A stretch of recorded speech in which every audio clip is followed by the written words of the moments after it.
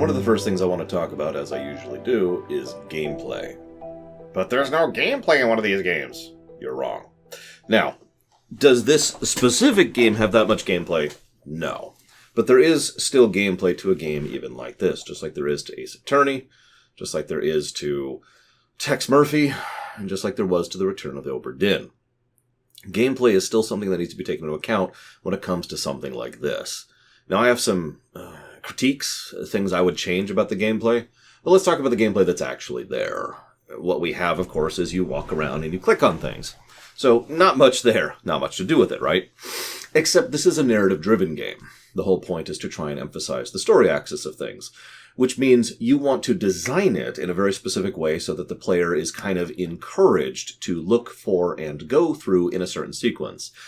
I actually categorize this as a point-and-click adventure game. I know there's the term immersive sim, or walking sim, or story-driven exploration game, or exploration sim, or whatever, but this is a point-and-click adventure game. It's just done from first person instead of from third.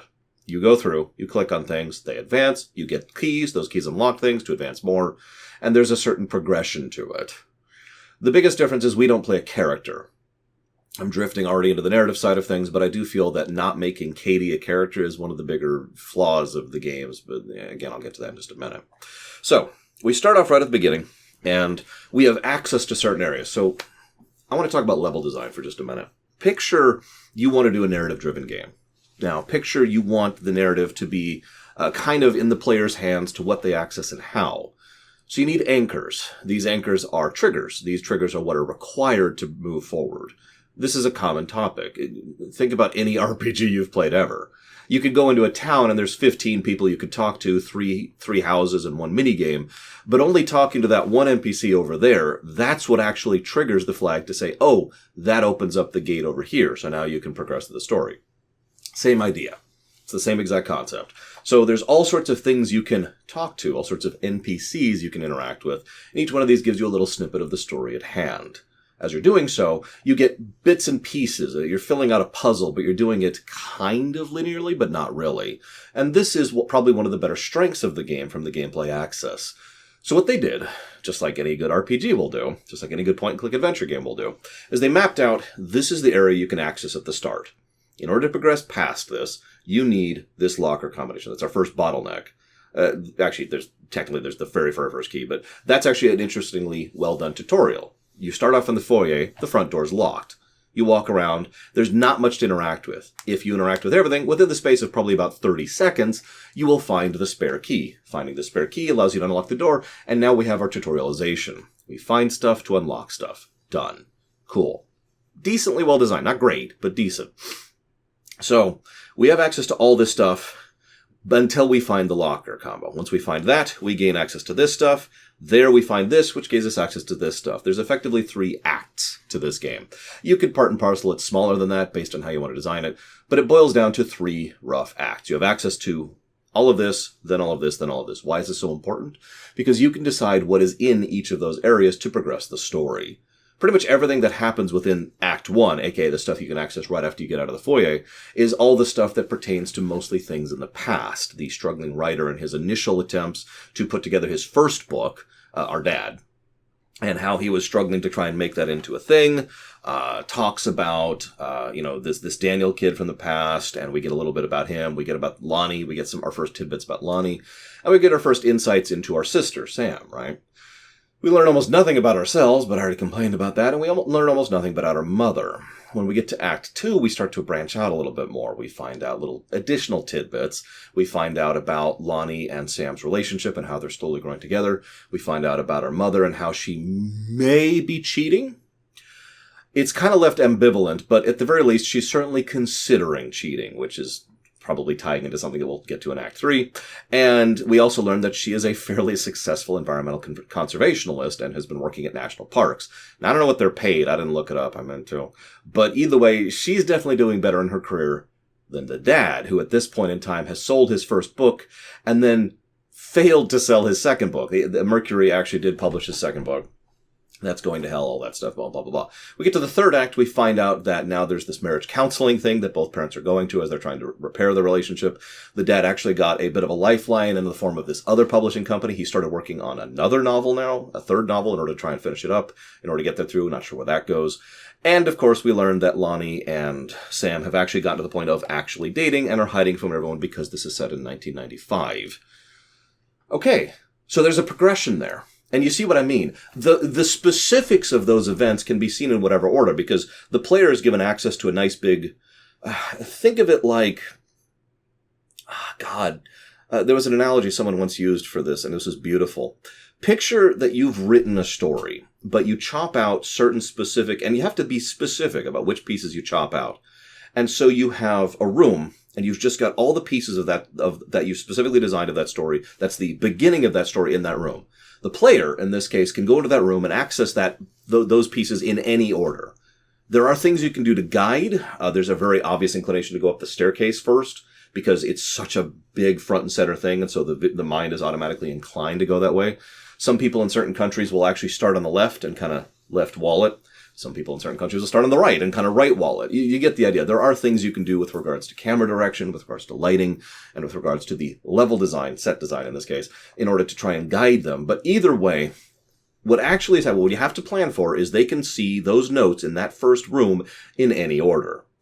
There's also a key in the first room, which leads to the second room, and you get the idea. That's the layering, and that's the gameplay axis. And I mentioned I'd critique that. Let me talk about the story first before I really discuss why I'd critique the gameplay side of things. So, narratively speaking, the problem is we do get some interesting snippets. I do love the way they tell their story. The trophy, or the skull that we later find, or we see the portrait and we actually see the emblazing, the metalworking thing. Later on we find that she got a C- on that metalworking thing, but obviously they did decide to use it for their painting, and that's kind of cool and nice in its own way. There's a lot of internal continuity, a lot of connecting threads kind of a thing going on, which is pretty cool. And I do like finding out about the world via this method. It's actually probably the best part of the game. And the intro is awesome. The intro actually does some really good hooking. I've talked about this concept a lot over on the show side of the show, talking about television and stuff. Cold open. You want to do something. There's a lot of ways, there's a lot of art and design that goes there, but you want to do something to catch the person's attention early and to, hopefully get them to go through the rest of the work. And the intro does a lot fairly well on that front. You're there. You're home early. Your parents were supposed to meet you, but they didn't. At home, obviously, they weren't supposed to meet you at the airport. But your parents aren't there, and your sister's not there. And there's a letter on the door saying, "Hey, I'm sorry. I wanted to be here for you, but it was impossible. Love, sis." And it's like, okay. And it's dark, and it's raining, and it's stormy, and this is totally built in a mod based on Amnesia Dark Descent, which I'm only mentioning because if I don't, someone will mention it in the comments. Okay, so we've got some construct going on here. All right, and then we've got the development. It's okay. This is what's going on, and you start to follow the plot threads, right? There's the mom plot thread, there's the dad plot thread, there's the sister plot thread, and those are the three plot threads that we're going through. There's a little bit of our plot thread. We occasionally see postcards from us, and we can kind of track our journey through Europe as we're going there, which is kind of cool, actually. But the biggest problem is, as I was going through it, I realized that most of the characters weren't. The only person who gets any kind of characterization is the only one who has a voice in the game, Sam. The teenager in question, the one who ends up has the whole relationship, early youthful woes kind of a thing going on. Before I go any further, obviously I cannot talk any further without spoiling, but we've effectively already spoiled everything, so whatever. What do you think the theme of this game is? I asked this on stream too, and I got something like 7 different answers, none of which concluded with my own answer as well. I'm not going to tell you my answer because that's not the point. Or rather, it kind of is, and I will come back to that in a minute. This is a theme game. Now, I've talked about theme games before. In fact, I've covered several before. Tale of Brothers, Two Sons, or Brothers, A Tale of Two Sons. There we go. That's the name. I always get the order on. That's a theme game, right? A theme game is where the theme is top of the priority list. Everything else is secondary to the theme, the thing you're trying to get across. This can work well. This sometimes doesn't. This also happens in television too. Sometimes there's a theme episode, right? Stuff like that. But this is very definitely a theme game, but I can't... Well, we'll come back to that. So we find out about these 3 story arcs, we find out how they progress, and we go through, everything's cool, except awful, and it just kind of is painting an interesting portrait. We get to the part where Sam finds out that her girlfriend is going off to ROTC. Interesting little bit of historical perspective. This was set in 1995, which is just a few years after Don't Ask, Don't Tell was implemented. Now, I don't want to get into that topic, but it is interesting to think about in historical context, because prior to then, it was considered not acceptable or not allowed to be... I don't know what to call that, actually. LGBTQ, I suppose. Back before then, like if it was, you were found out, you could be drummed out or humiliated or worse, or you simply wouldn't be accepted. But Don't Ask, Don't Tell was an attempt to try and be more inclusive, to try and be like, okay, here, you can come on in now. Except even that led to its own problems, which is why it was finally abolished in the sake of it not actually being relevant anymore as of 2011, consequently. I had to look up that day. Wasn't sure about that one. Anyways, I bring it up for interesting context because, she's going off to become an army, because she's an army brat. And that's not an insult for those of you who know that phrase. So, okay, cool. And this is 1995. Having a long-distance friendship / relationship was not as easy as it is nowadays. I mean, how many of you know people who you consider friends who you've never met in person? And so I get that. I get the overall approach. I get the perspective. But what I'm left overwhelming with here is this is a teenager story. That's the theme for me. Teenage woes, teenage school, teenage, significant other, teenage parents. All of it's from the perspective of the teenager. And Lord knows that I've been there too, but that's exactly why I'm both kind of raising my eyebrow, but also, for lack of a better way to put it, a little bit more protective, because I've been there. Someone on chat mentions, I wish I'd written down who it was. They mentioned the concept of intensity. And when you're in those teen years, because a consequence of everything going on, you've got school, you've got cultural problems, you've got the economic problems, and then, of course, you've got the chemicals that are just going through your body going, wee, the whole time. So there's a lot of intensity when you're going through those years, for all of us, right? And everything just feels so much more than it actually is. And sometimes fiction makes fun of this, and sometimes fiction does a good job of showcasing this. But what I'm saying is that I look at this story and I see a teenage person who is doing completely the wrong thing, probably for all the right reasons. But, how many of you remember your significant other from when you were 17? I do. I can tell you a lot about her, in my case specifically, because memory. But how long do you think that relationship lasted? It was 9 months. I'll just go ahead and tell you that one. Because I was a teenager. Because I didn't know who I wanted. Because I didn't know who I was. Identity being kind of a big thing as well for a game like this. So, but that's true kind of regardless, right? Like, we don't really know who we are. I know that there are cases of, high school sweethearts actually making it work. But treating this like this is the big one is always just something that kind of makes me go, But at least, let's talk. Let's figure it out. I get it. This is someone you can actually be yourself around. Regardless of romantic entanglements, that's actually a very valuable thing. One of the things I mentioned on stream was that I used to move constantly because my mother was a pharmacist, and that meant she went where the money was, because I grew up in the 80s and 90s, and some of you know how there was a bit of a medical dirge of personnel. Is it dirge? Drought. There we go. That's the right word. Drought of medical personnel in that era. So we went wherever the money was. So I moved an average of 2 times a year, sometimes more. Now, I'm not saying that to get pity. What I'm saying is one of the first things that became a process for me was every time I got to a new area, I'd try to see if there was anybody that was cool. Someone who I could be myself around, someone who wouldn't belittle me or mock me or try to do any of the social clique things. It was just someone I could hang with, right? And I can name a lot of people that I interact with that. Not every place has someone like that. So regardless of romantic entanglements, finding someone like that, for someone like Sam, yeah, valuable, awesome, cool. Being romantically interested in them being romantically interested in you, bonus. That's awesome. Cool. Figure it out. Work through it. Go through it. Don't do what you do. And that brings us to Act 3. And my biggest problem with this game is that the game clearly tries to portray her running away from home as a good thing.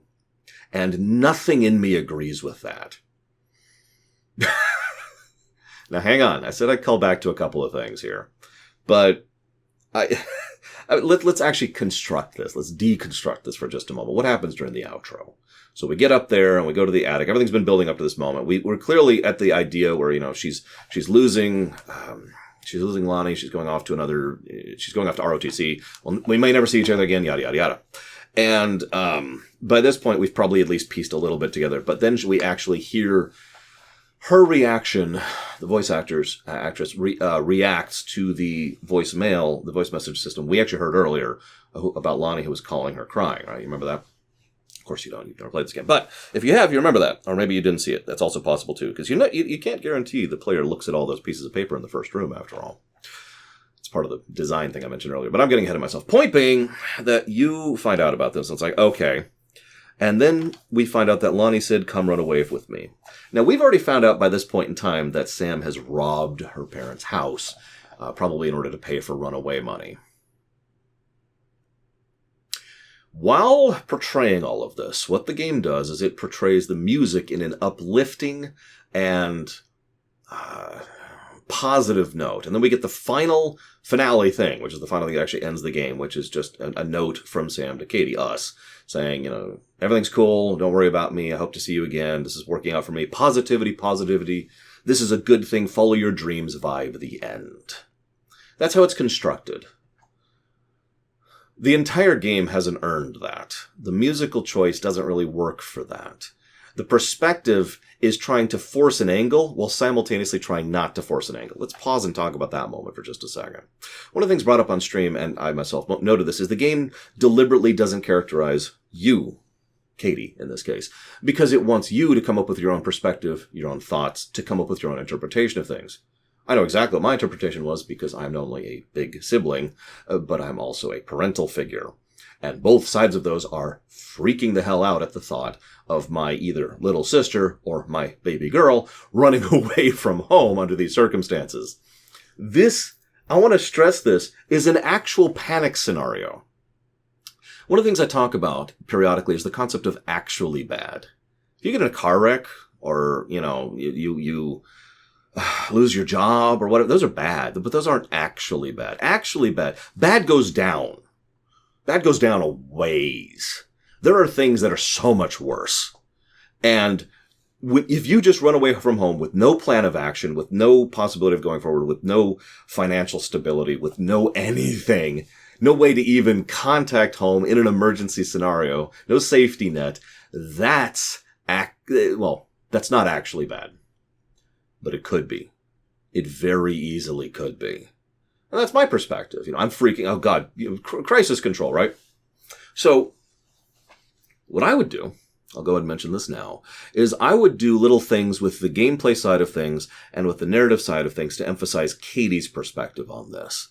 Now, the flaw in this, and I'll just mention this up front, is this is my interpretation of Katie, and I'll come back to that in just a second. But my interpretation of Katie, the big sister, is, I think this should have ended on something more along the lines of a phone call.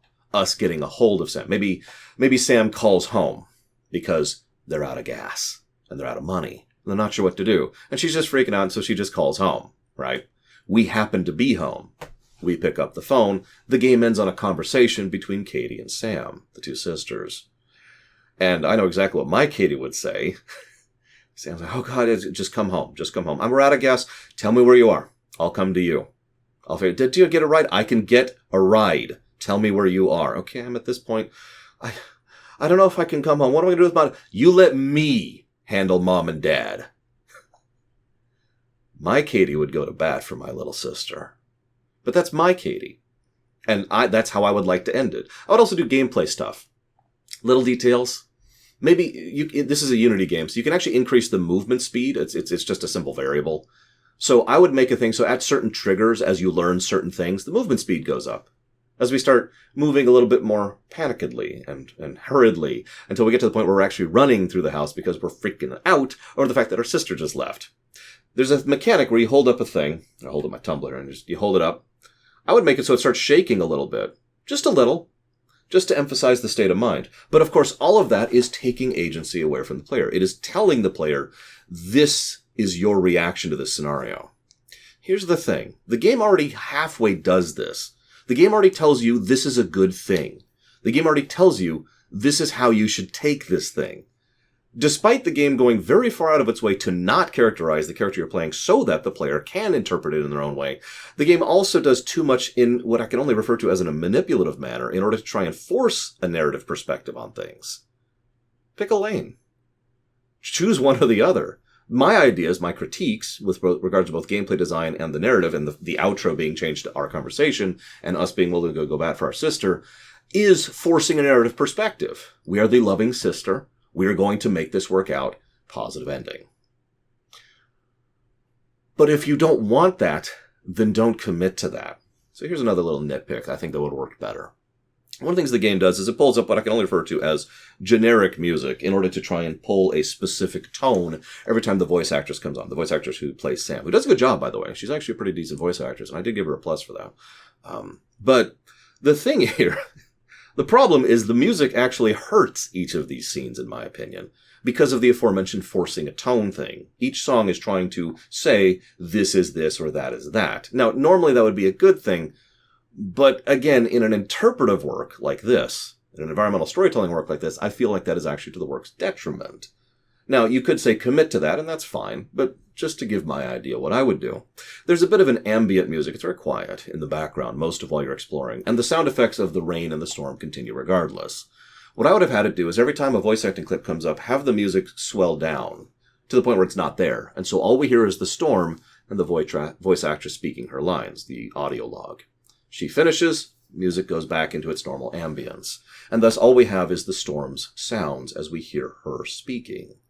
I think this would have worked a lot better, even regardless of the whole forced perspective thing, because I think this would have allowed us to simply take in the performance and take from that what we will. And I think the storm sound effects in the background are a perfect accent to that, because then it wouldn't be fully silent, and more to the point, it would give us all types of different factors to manipulate multiply how we feel about it. Because that could be a good or a bad or a somber or a pleasant or whatever thing, because everyone reacts to that differently, right? That's the idea. Sound design. Now, I also have to admit that I feel... I'm going to share a story, and I know I'm blessed. I know I'm privileged, blah, blah, blah, blah. I know that I had a decent mom, and when I was growing up, I've told this before, she said, son, Lore, because that's what she named me when I was born, she said, listen, I want you to, if you ever get tempted to do alcohol or drugs or smoke or whatever, you do it at home. Now, I have since learned that this is not all that uncommon, which actually makes me smile because I 100% agree with this. The idea here is don't go off and do this without a plan, without a safety net. Don't do this among strangers. Don't do this because you're being rebellious. Don't do this and maybe get caught. Don't do this and spend time in the drunk tank. You want to try this out? Okay, I can't stop you. So you do it here where there's someone you know and trust and it's safe. And you have that safety net. I bring all this up because that story was just bouncing around my head. I guess it's not a story, it's an event. That memory was just bouncing around my head as I was going through this game because I kept thinking about it. And I just want to smack these parents for not being that parent for her. The thing is, I'm not even sure that's valid. I might be too judgmental on this one. We learn very little about their characters. Remember, there's really no characterization. I mentioned this earlier. We know about their professional lives. We know that their marriage is going through issues. We know that Sam is a teenager. That's kind of it. So, where's the failure here? And more importantly, who gives a damn? This is another reason why I wouldn't have minded that, Big Sister Goes to Bat for Us ending, because I would have codified a character. We would have had a characterization for someone, us. And we would have been able to be like, no, I'll handle mom and dad.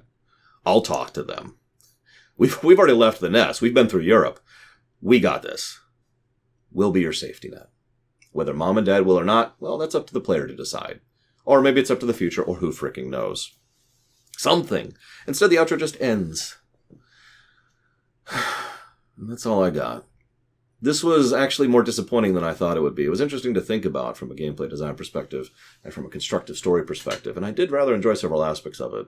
But ultimately, I got nothing else. And I'll see you next time.